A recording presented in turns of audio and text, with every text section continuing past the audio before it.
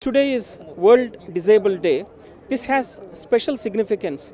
Basically, the disabled people or physically challenged or differently abled people will have to get the confidence that they are no less than any other section of the society. They are equally competent. They are capable of achieving any position or any activity.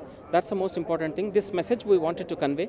For that, today in Hyderabad Necklace Road, a special awareness walk for the disabled we have organized. A lot of people, even other sections of the society, they have participated in this to basically give the solidarity, to express the solidarity that they are no less and the rest of the society is with them. As a part of our project, Hyderabad Metro Rail is creating special facilities. We have gone around the world, we have seen the latest technology we are bringing into Hyderabad.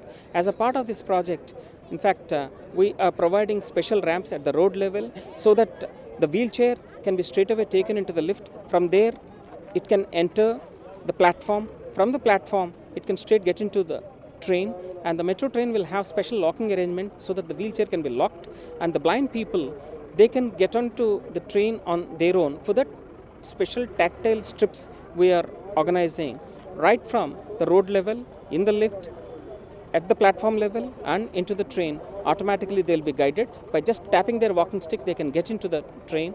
Similarly, for all the lift buttons, we are providing special facility. The Braille script will be there so that they can touch and they can feel and they can enter, they can operate on their own.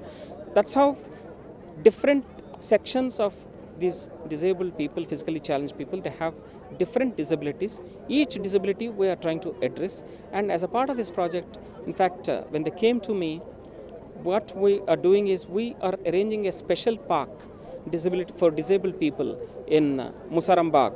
Okay? In this park, it's a Braille park. Special arrangements will be there. Training facilities will be there.